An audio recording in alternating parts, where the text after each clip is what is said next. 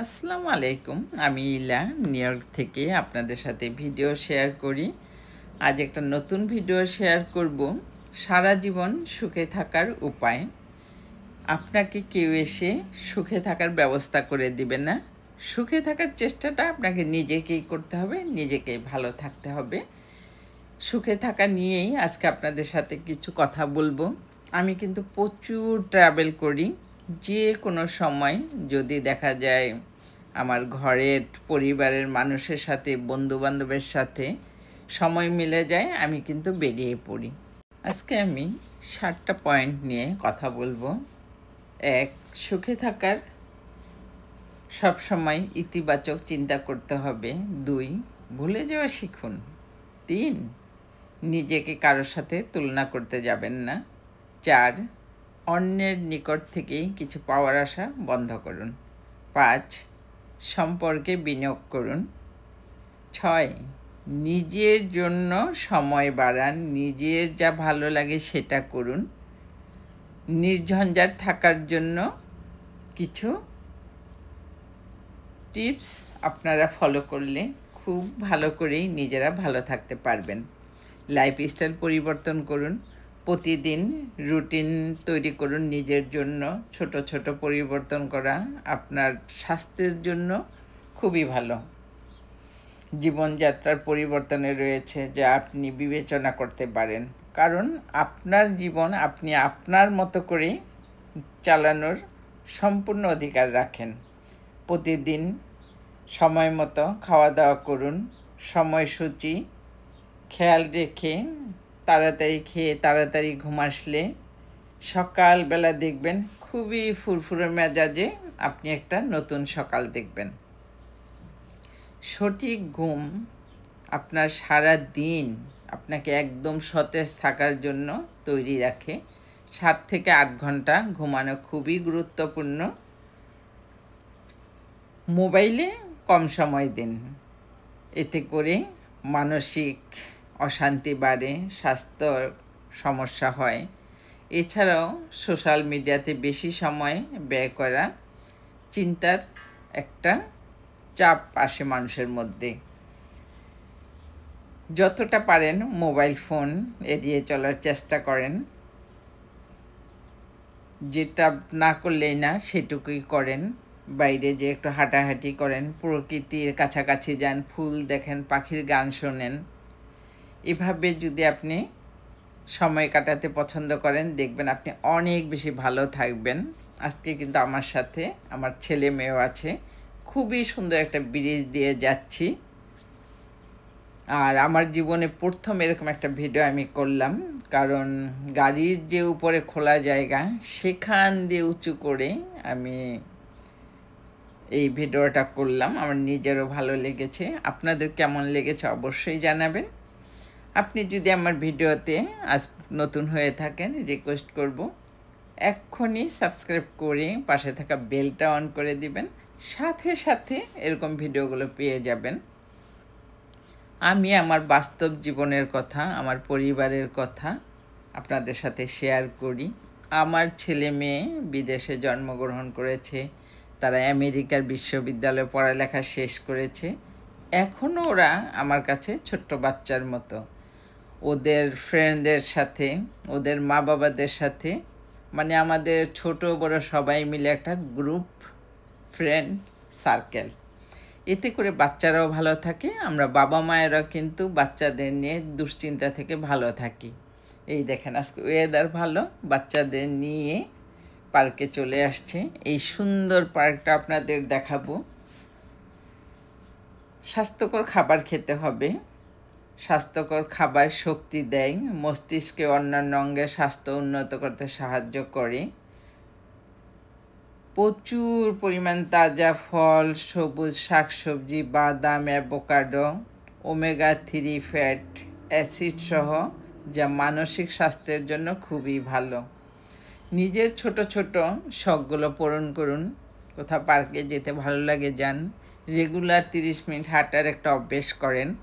আপনি আর্ট করতে ভালোবাসেন, অবসর সময় আর্ট করেন। আপনার যদি বই পড়ার অভ্যেস থাকে, বই পড়েন।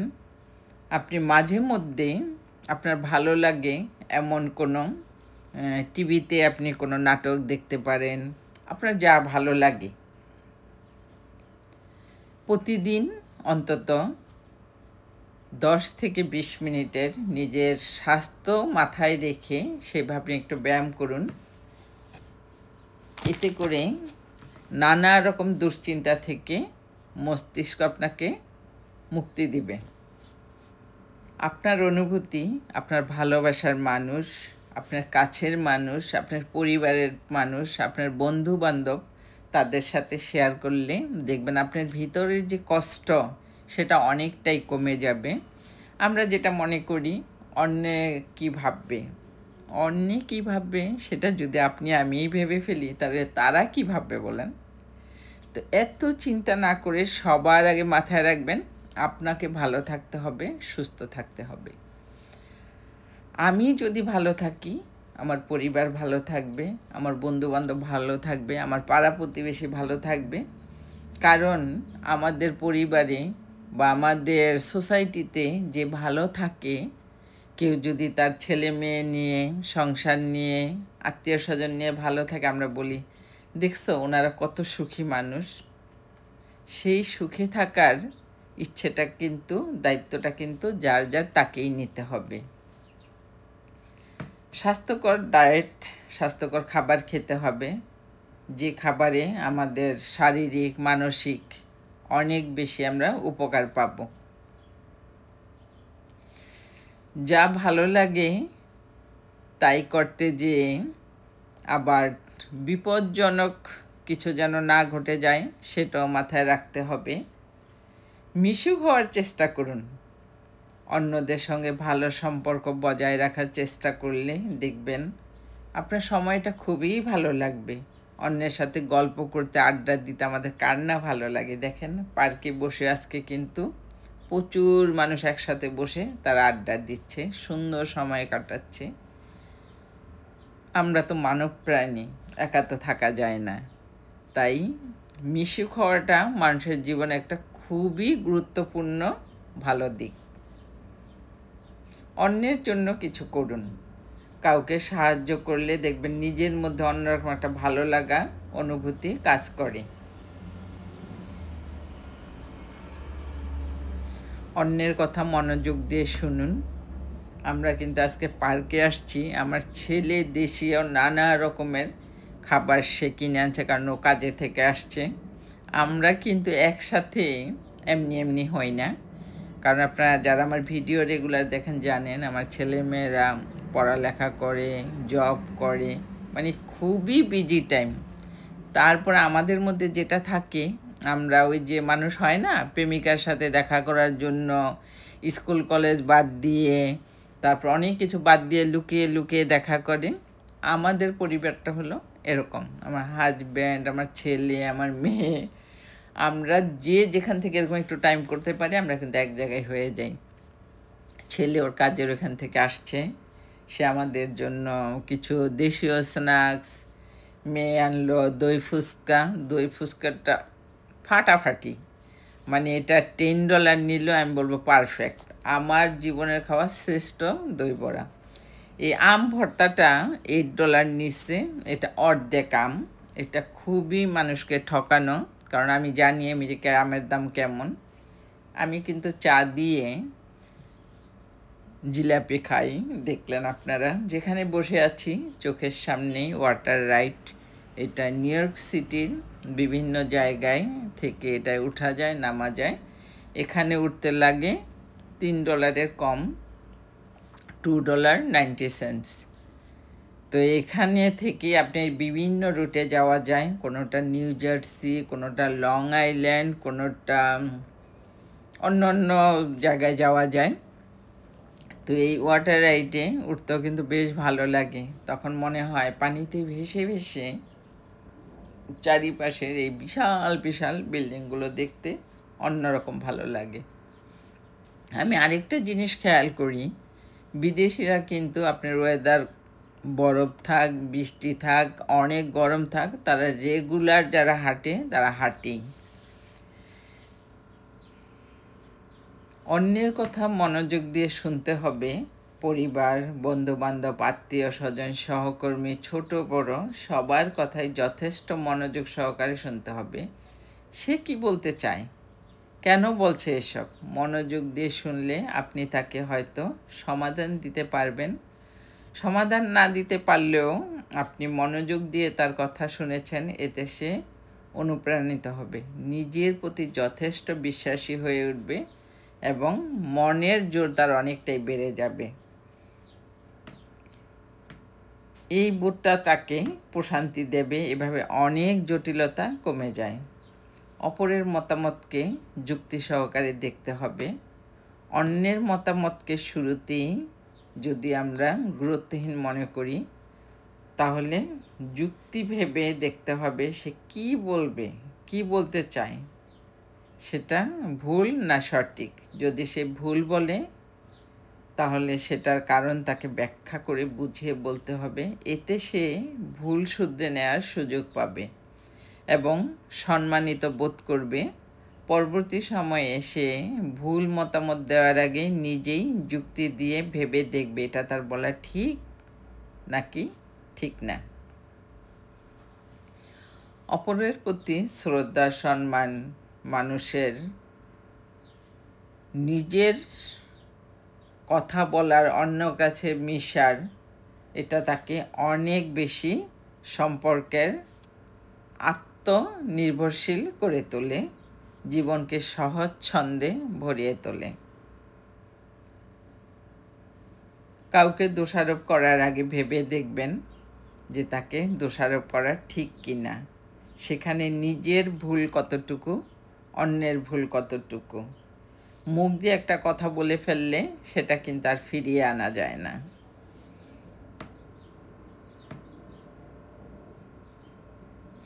নিজেরই ক্ষতির কারণ হয়ে দাঁড়ায়। অন্যের অপমানের প্রতি আস্থা, বিশ্বাস, শ্রদ্ধা হারিয়ে ফেলে, সারাক্ষণ নেতিবাচক হয়ে থাকবে মন। এটা কাজ এবং ব্যক্তি জীবন খুবই ক্ষতিকর।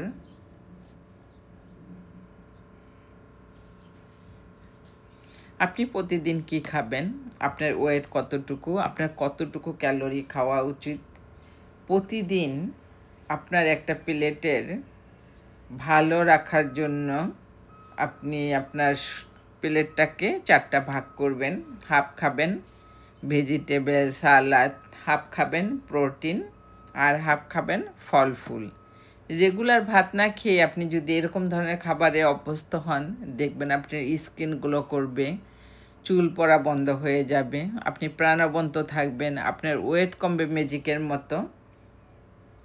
সময় মতো নামাজ আদায় করলে শরীরের অবসন্নতা, অসুস্থতা, তারপরে মন খারাপ লাগা দূর হয়। পানির স্পর্শে শারীরিক প্রশান্তি এনে দেয়, তেমনি আল্লাহ তাআলার জন্য কিছু সময় দুনিয়াকে ভুলে থাকার মানসিক শান্তি এনে দেয়। নামাজ পড়লে দেখবেন আপনার মনটা এত বেশি ভালো লাগে, মনে হয় আজকে ভালো একটা কিছু করে ফেললাম।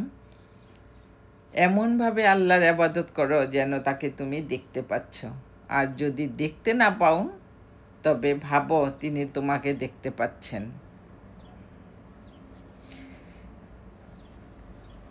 আমি যেটা করি, ঈশার নামাজটা যখন আমার পড়া হয়ে যায় তখন মনে হয় আলহামদুলিল্লাহ, আজকের দিনের এই নামাজ 5 ওয়াক্ত আমি শেষ করলাম।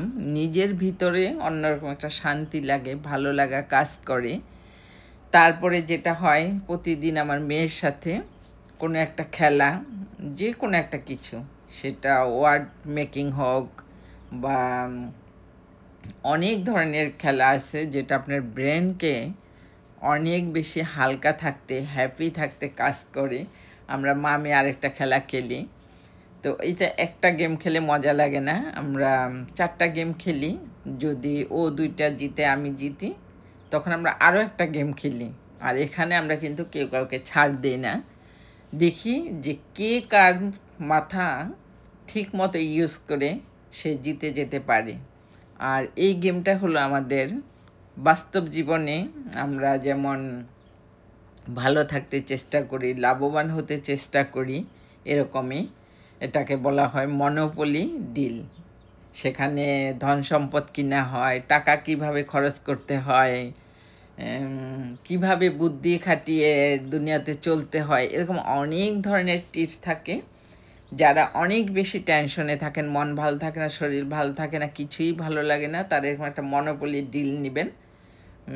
আমেরিকায় এটা $5 থেকে $10 মধ্যে পাওয়া যায়, পৃথিবীর সব জায়গায় পাওয়া যায়। এটা আপনি ছোট বাচ্চার সাথে খেলতে পারবেন, বড়দের সাথে খেলতে পারবেন। এমনকি এটা খুব একটা বড় না, ছোট্টই, মানে ছোট্ট আপনার একটা পার্সের ভিতরে নেওয়া যায়। আমরা বাইরে চা কফি খেতে গেলে বাচ্চাদের ফ্রেন্ডস আমরা সবাই একসাথে মিলে সেখানেও কফি খাওয়ার সাথে সাথে আমরা অনেক সময় এরকম গেম খেলি, নানা রকম কথা হয়, আড্ডা হয়। আর এই বাচ্চাগুলি আমাকে এত বেশি ভালোবাসে, আর আমার কাছে আমার নিজের বাচ্চাদের মতোই ওদেরকে মনে হয়। আর যদি আমার ছেলে মেয়েদের সাথে আমার সম্পর্কটা বন্ধুত্বপূর্ণ না হতো, তাহলে আমি নিজে একটা টেনশনে থাকতাম, ছেলেমেয়েরা কোথায় যায়, কি করে, কার সাথে মিশে। রিকোয়েস্ট করব বাবা মায়েরা, টাকার মেশিন না হয়ে সন্তানদের সময় দেন, দেখবেন জীবন যে কত সুখের। মনে হবে এই পৃথিবীতে আপনিই সবচেয়ে সুখী। আমার ছেলে এখানে কয়েকবার খেয়েছে, ওর এখানকার খাবার খুবই ভালো লেগেছে, চিকেন। সে আজকে আমাদেরকে নিয়ে আসছে পার্কে ঘোরাঘুরি শেষে। আর ওরা যখন দেখে যে যেহেতু আমি একটু ভিডিও করি, ইউটিউব চ্যানেল আছে, ওরা দেখা যায় আরও বেশি একটু সার্ভিস দেয়। দেখেন কত সুন্দর করে সাজিয়ে দিয়েছে, অনেক ধরনের সস দিয়েছে। আর আমি মাংস কিন্তু পছন্দ করি না, কিন্তু এটা সামনে থেকে দেখে সুঘ্রাণে মানে আমি সাথে সাথে খাওয়া শুরু করে দিয়েছি। ছেলে মেয়ে তো মহা খুশি, আম্মু চিকেন লাইক করে না, খাচ্ছে। আলহামদুলিল্লাহ, অনেক বেশি মজা। পুরো ভিডিওর সাথে থাকার জন্য আপনাদের অসংখ্য ধন্যবাদ। এভাবেই পাশে থাকবেন। এই দেখেন আমরা খাওয়া দাওয়া করে সব শেষ করে ফেলছি। আবার নতুন কোনো ভিডিও নিয়ে চলে আসব। দেখা হবে নেক্সট ভিডিওতে।